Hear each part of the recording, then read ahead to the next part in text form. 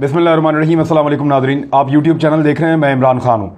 हुकूमत ने बेड़ा गर्क कर दिया, महंगाई बहुत ज़्यादा है, मुल्क तबाह हो रहा है, पाकिस्तान के पल्ले कुछ नहीं है और पाकिस्तान को इमरान खान साहब बर्बाद कर चुके हैं क्योंकि वो नाअहल हैं और उनके पास से कोई विजन नहीं है। ये सारी खबरें आप रोज़ सुनते हैं, लोग इसके ऊपर तज्जिया करते हैं लेकिन फैक्ट्स एंड फिगर्स के साथ नहीं आते। मैंने आज चेक किया कि क्या वाकई इमरान खान ने पाकिस्तान का बेड़ा गर्क कर दिया है? क्या कोई अच्छा काम नहीं किया prime minister of Pakistan Imran Khan ने? तो कुछ चीज़ें हैं, मैं आपके सामने शेयर कर देता हूँ। मैंने अभी सिर्फ पहली एपिसोड में 25 चीज़ें निकाली हैं। ये 25 वो चीज़ें हैं जिन्होंने पाकिस्तान के लिए बड़ा डिलीवर किया है। इमरान खान की कामयाबियाँ, यानी ये जो लोग कहते हैं महंगाई बहुत ज़्यादा हो गई है, मुझे याद है नवाज शरीफ साहब ने एक दिन कहा कि मेरे दौर में रोटी जो है वो 1 रुपए की थी, अब रोटी 6 रुपए की है। तो ये रोटी क्यों महंगी हो गई? जब वो मुशर्रफ के दौर के बाद वापस आए तो मैंने वहाँ पे सवाल किया था पहली दफ़ा मियाँ साहब से कि मियाँ साहब ये 10 साल पुरानी बात है, रोटी 1 रुपए से 6 रुपए की 10 साल में हुई है। क्या आपको याद है जब आपके दौर में 1 रुपए की थी तो उससे 10 साल पहले 4 आने की थी?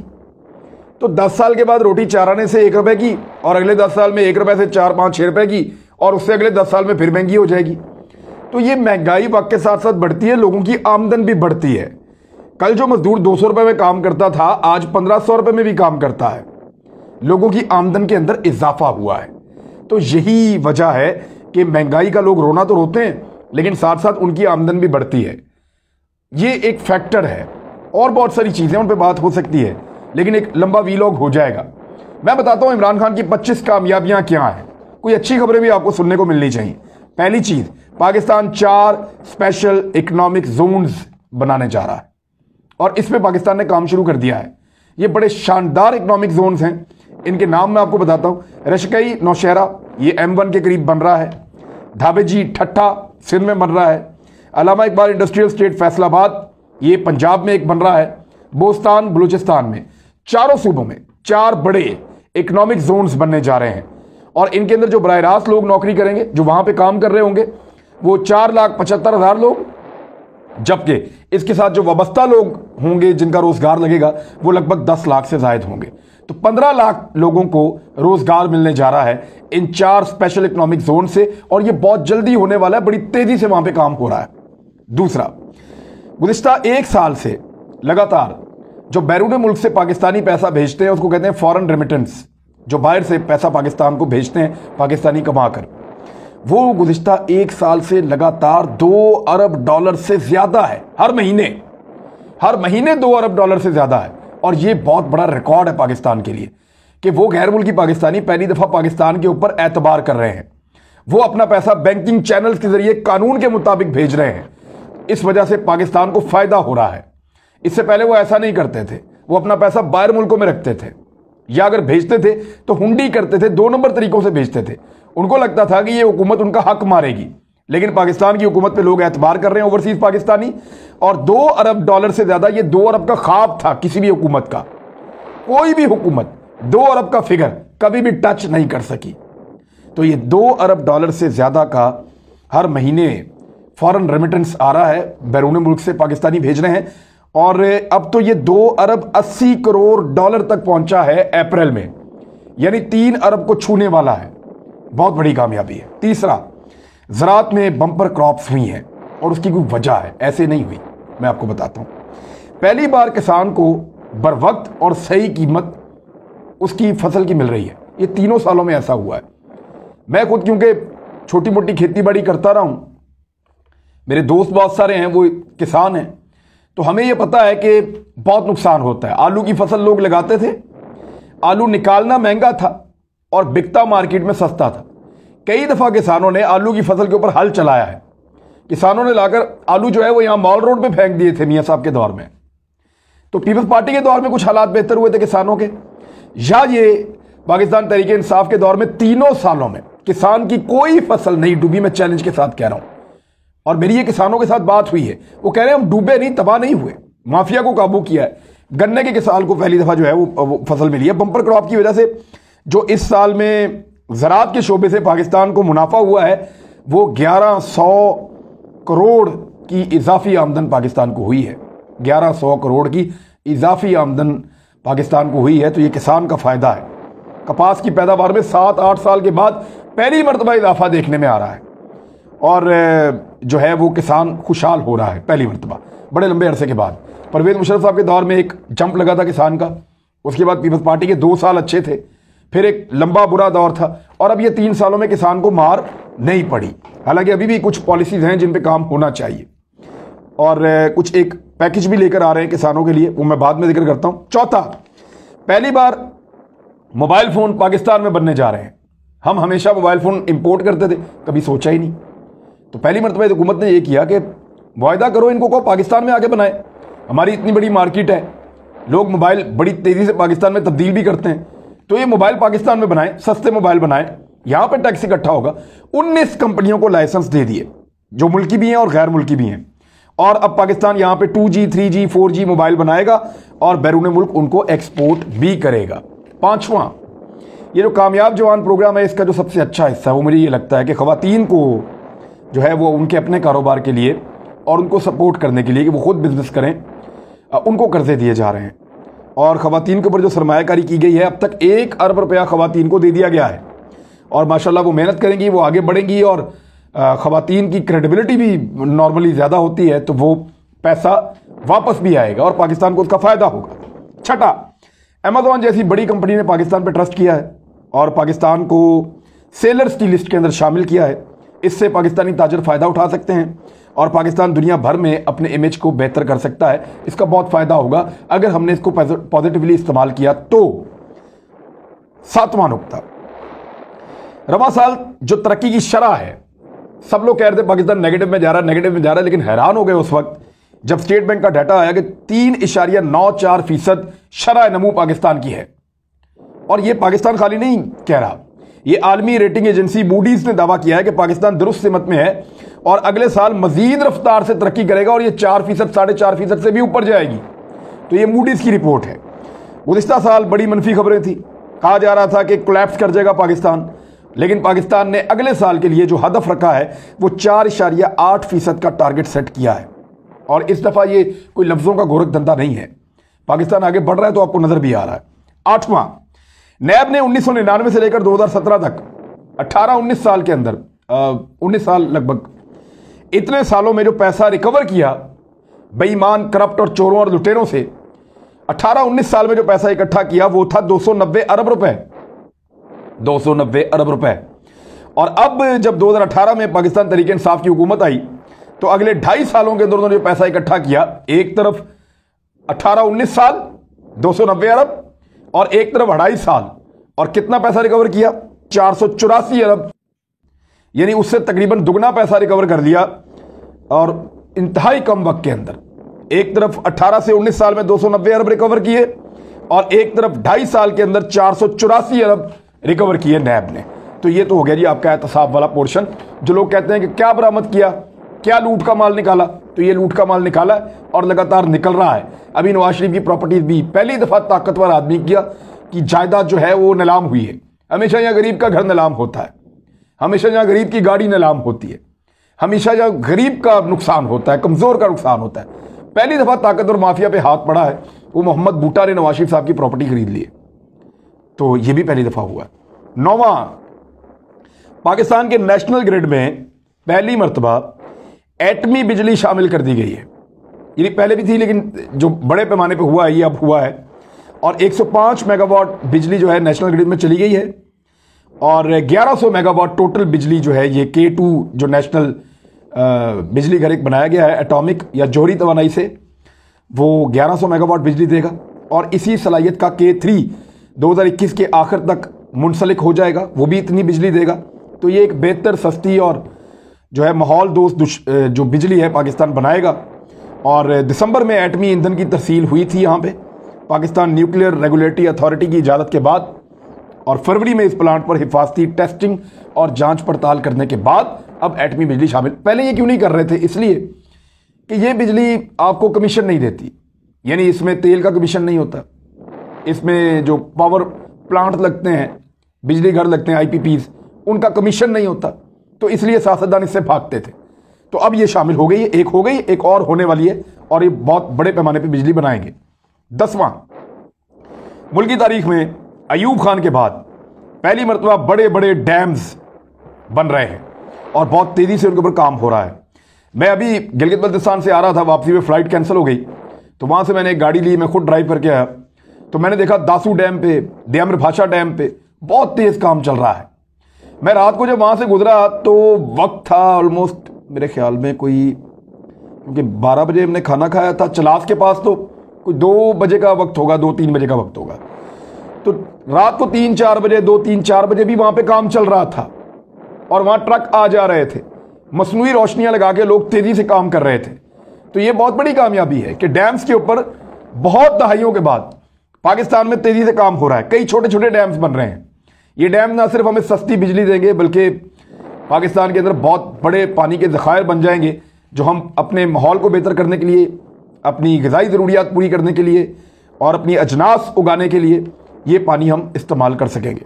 11वां सी पैक परवेज़ मुशर्रफ साहब के दौर में शुरू हुआ, सरदारी साहब के दौर में आया, नवाज शरीफ साहब के दौर में आया, अब इमरान खान साहब के दौर में आया। सब इस पे काम करते रहे। इस हुकूमत ने उस पर और काम तेज़ किया है और इसको मज़ीद वसी किया गया है। सरमायाकारों को कानून और पॉलिसीज़ में सहूलियात फराम की जा रही हैं। इमरान खान ने जो वीज़ाज़ हैं सरमायाकारों के लिए या जो उनके लिए काम करने की सहूलियात हैं उनको अलग किया है और उनको बेहतर बनाने के लिए काम कर रहे हैं। और ये अब सी पैक को पूरे एशिया तक फैलाया जाएगा, यानी सेंट्रल एशिया को हम साथ जोड़ रहे हैं, ईरान और तुर्की को साथ जोड़ रहे हैं। तो ये पूरा खित्ता अब एक हब बन जाएगा और पाकिस्तान यहाँ पे एक मरकज़ होगा उसका, इस पूरे खित्ते का, सी पैक के ज़रिए से। तो ये एक बड़ी कामयाबी है। 12वां अफ़गान बॉर्डर के साथ 17 नए बाज़ार तामीर किए जा रहे हैं। अच्छा, ये सारे लोग स्मगलिंग करते थे, कोई मंशियात की, कोई असले की, कोई गाड़ियों की, कोई इलेक्ट्रॉनिक्स की, कोई कपड़े की, हर चीज़ की स्मगलिंग अफगानिस्तान से पाकिस्तान में होती थी। बाढ़ लगा दी पाकिस्तान ने, दहशतगर्दी रुक गई।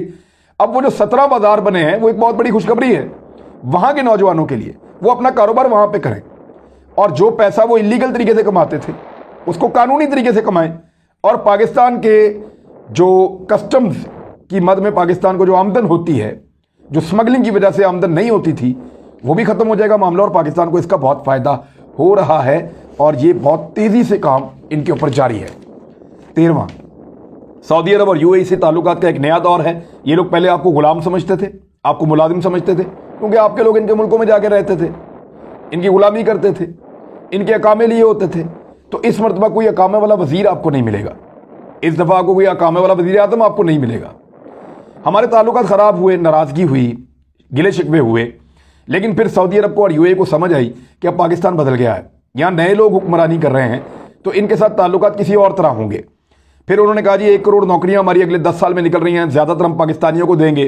उन्होंने सपोर्ट के लिए फंड भी दिया पाकिस्तानियों को $500 मिलियन का। तो ये पाकिस्तान और उनके एक नए दौर का आगाज़ है। कैदियों को भी छोड़ा, बहुत सारी चीज़ें हुई, तो अब एक नया दौर है जो सऊदी अरब और यूएई के साथ है। और ये इसलिए इंपॉर्टेंट है क्योंकि वहाँ हमारे लगभग कुछ 40 लाख से ज़्यादा लोग काम करते हैं। 14वां पॉइंट, 1,70,000 नौजवानों को स्कॉलरशिप दी जाएगी ताकि वो तकनीकी या टेक्निकल तालीम हासिल कर सकें, हुनरमंद बन सकें। मेरे ख्याल में पाकिस्तान में जितनी बड़ी तादाद में नौजवान हैं, अगर ये काम किया जाए, ये 1 लाख से बढ़ाकर 10 लाख किया जाए, इन लोगों को, इनको हुनर दिया जाए और ये पूरी दुनिया में और पाकिस्तान में अपना रोजगार कमाएं, तो ये पाकिस्तान के लिए बड़ा अहम रोल प्ले कर सकते हैं। तो इसमें 100 अरब रुपया नौजवानों के लिए मुख्तस किया गया है, लेकिन 1,70,000 नौजवानों को उनमें से कुछ एक मखसूस फंड है उसके जरिए से टेक्निकल एजुकेशन के लिए सपोर्ट दी जा रही है। 15वां, पूरी दुनिया में कोरोना ने तबाही मचाई है, पाकिस्तान के आसपास के तमाम मुल्कों में तबाही मचाई है, लेकिन पाकिस्तान उससे कैसे बचा? कभी इसके बारे में सोचा आपने? प्राइम मिनिस्टर ऑफ पाकिस्तान का सबने मजाक उड़ाया। सब लोग कहते रहे स्मार्ट लॉकडाउन क्या होता है, दूसरा लॉकडाउन क्या होता है, ये क्या करता है, वो क्या करता है। इमरान खान ने मुल्क बंद भी नहीं किया, मुल्क को चलाया भी, और कोरोना से बचने के लिए जो हिकमत अमली इसके दिमाग में आई उसने उसको फॉलो किया। और पूरी दुनिया आज कहती है कि इमरान खान की हिकमत अमली बेहतर थी कोरोना में। 16वां नुकता, एशियाई तरक्याती बैंक ने बालाकोट में पन बिजली की पैदावार के लिए $300 मिलियन अमरीकी डॉलर देने का फैसला किया और वो दे रहा है। ये जो $300 मिलियन अमरीकी डॉलर हैं, इनके जरिए से वहां पानी का फ्लो बड़ा अच्छा है दरिया का। अगर आप बालाकोट जाएं तो वहां पन बिजली का मंसूबा बनाया जाएगा और ये नेशनल ग्रिड में जाएगी, सस्ती बिजली, बहुत सस्ती बिजली। तो ये भी एक अच्छा मंसूबा है। 17वां, आईटी के शोबे में पाकिस्तान की जो बरामदात हैं वो रवा साल बढ़ते हुए, यानी ये जो साल अब चल रहा है इसमें बढ़ते हुए $2 अरब तक कमाई कर रही हैं। और ये एक बहुत बड़ी शानदार कामयाबी है, इसको पाकिस्तान को बहुत आगे लेकर जाना है। 46% इजाफा हुआ है पाकिस्तान की आईटी के शोबे में बरामदात में। सॉफ्टवेयर बनाते हैं लोग और बहुत सारे काम करते हैं, तो 46% इजाफा हो चुका है और लगातार इसमें इजाफा हो रहा है, इसके बढ़ने के इम्कानात भी हैं। सॉफ्टवेयर टेक्नोलॉजी पार्क्स पाकिस्तान बनाएगा और उसके लिए पाकिस्तान ने प्लानिंग भी कर ली है। रावलपिंडी और फैसलाबाद में ये हुकूमत बनाने जा रही है। तो ये आईटी के शोबे में बहुत ज़्यादा स्कोप है और पाकिस्तानियों को इसमें ज़्यादा से ज़्यादा जाना भी चाहिए। 18वां, गिलगित बल्तिस्तान स्कर्दू पाकिस्तान के मसरूफ तरीन एयरपोर्ट्स बन रहे हैं। यहाँ सियाहत में बहुत ज़्यादा दिलचस्पी ली जा रही है। पाकिस्तान में सियाहत बहुत ज़्यादा आगे बढ़ रही है। नई साइट्स जो हैं उनको दरियाफ्त किया जा रहा है। नए इलाकों के अंदर होटल्स बन रहे हैं, नए इलाकों के अंदर साइट्स तैयार की जा रही हैं, नए इलाकों के अंदर वहाँ एक्सप्लोर किया जा रहा है, उनको वहाँ रास्ते बनाए जा रहे हैं। तो सियाहत के हवाले से पाकिस्तान में बहुत पोटेंशियल है और उस पोटेंशियल को अमली तौर पे पहली मरतबा पाकिस्तान में इस्तेमाल किया जा रहा है। 19वां, बिलियन ट्री सुनामी का जो मनसूबा था, इमरान खान साहब ने पहले अरब पौधों का आखिरी पौधा थोड़े दिन पहले लगाया है। आलमी यौम माहौलियात था 5 जून को। पहली मरतबा पाकिस्तान को क़यादत दी गई है कि आइए क़यादत कीजिए, आप बेहतर काम कर रहे हैं, तो दुनिया तस्लीम कर रही है। 20वां, पेट्रोल की कीमत का मुआवजा करने पूरे खित्ते के साथ पाकिस्तान की सबसे कम है। तो ये जो लोग कहते हैं महंगाई है, ज़रा इसको भी देख लें। 21वां, FBR ने पाकिस्तान की तारीख में पहली मरतबा 4000 अरब से ज़ायद का टैक्स मौसूल कर दिया है। ये रिकॉर्ड है। कोई नफसियाती हद को छू भी नहीं सक रही थी कोई हुकूमत, कोई सोच भी नहीं सकता था कि इतना टैक्स पाकिस्तान कलेक्ट करेगा। तो इमरान खान साहब ने वादा किया था, कोरोना के बावजूद कारोबार लोगों का खराब है, लेकिन अगर लोग टैक्स दें, हुकूमत पे एतबार करें और टैक्स को सही तरह अदा करें, तो फिर ये बहुत बड़ा वॉल्यूम होता है इसका। लिहाजा 4000 अरब रुपए से ज़ायद का टैक्स वसूल करके एक नया रिकॉर्ड कायम किया है। 22वां, पाकिस्तान अपनी कोरोना वैक्सीन बना चुका है और उसके ऊपर जो टेस्ट हुए हैं वो कामयाब हुए हैं, उसके रिजल्ट ठीक आए हैं। वेंटिलेटर्स पाकिस्तान ने पहली बार पाकिस्तान के अंदर बनाए हैं, उनको इस्तेमाल किया जा रहा है। तो आलमी सतह पर अब इसकी अप्रूवल हो जाएगी, लेकिन पाकिस्तान कम से कम इस तरफ चल तो पड़ा है ना, आहिस्ता आहिस्ता हम चले तो सही वहां पे। 23वां, इसराइल के मामले में, अफगानिस्तान के मामले में पाकिस्तान ने एक लीडिंग रोल प्ले किया अपनी खारजा पॉलिसी में। एक बैनुल अक़वामी प्लेयर बन के पाकिस्तान सामने आया है। कश्मीर पे हम कुछ खास हासिल नहीं कर सके भारत की हठधर्मी की वजह से, लेकिन भारत बहुत एक्सपोज हुआ है। लेकिन जहां इसराइल का मामला हो या अफगानिस्तान का मामला हो, दुनिया ने पाकिस्तान को मेन प्लेयर के तौर पे देखा है और इसराइल ने तो पाकिस्तान पे एतराज़ भी किया है। और अफगानिस्तान के मामले में अमेरिका पाकिस्तान की तरफ बार बार देखता है। 24वां, नया पाकिस्तान हाउसिंग में कई जगहों पर गरीबों को मकान मिल रहे हैं और कई शहरों में मिल रहे हैं। अभी पेशावर में 2000 मेहनत कशों को इमरान खान साहब ने हाल ही में मकानात दिए हैं, तो ये एक अच्छी चीज़ है। 25वां जो है पॉइंट वो ये है कि टेक्सटाइल इंडस्ट्री की एक्सपोर्ट पहली बार इतनी तेज़ी से बढ़ी है। फैसलाबाद में आप चले जाएं, सराउंडिंग में आप चले जाएं, पावर लूम्स हैं या वहाँ पे फैक्ट्रियाँ हैं टेक्सटाइल की, वो अपनी पूरी कैपेसिटी के ऊपर चल रही हैं और बड़े ज़ोरदार अंदाज में चली हैं। उनको बिजली फराम की गई, उनको बहुत सारी सहूलियात दी गई और फिर उन्होंने दुनिया में दोबारा मुकाम हासिल किया है बहुत लंबे अरसे के बाद। अमेरिका और यूरोप से रिकॉर्ड तजारत की है हमारे ताजरों ने। तो इंडस्ट्री एक मरतबा फिर पाकिस्तान की बूम पकड़ रही है, पाकिस्तान की बरामदात में इजाफा हुआ है। एक और चीज़ जो मैं जाते जाते आपको बताऊं कि करंट अकाउंट डेफिसिट, ये अभी स्टेट बैंक का मैं एक डाटा देख रहा था और बताने के लिए और बहुत कुछ है मेरे पास। मैं आपको 100 पॉइंट बता सकता हूं जो इमरान खान साहब ने अच्छे काम किए हैं। बुरे ही बताते हैं हम मीडिया वाले, लेकिन कभी अच्छे भी आ जाने चाहिए। करंट अकाउंट डेफिसिट जो है वो ख़त्म कर दिया है इस हुकूमत ने। जब नवाज शरीफ साहब पीपल्स पार्टी की दौर था ना, तो उनकी हुकूमत ख़त्म हुई थी, तो $1.5 अरब का करंट अकाउंट डेफिसिट था।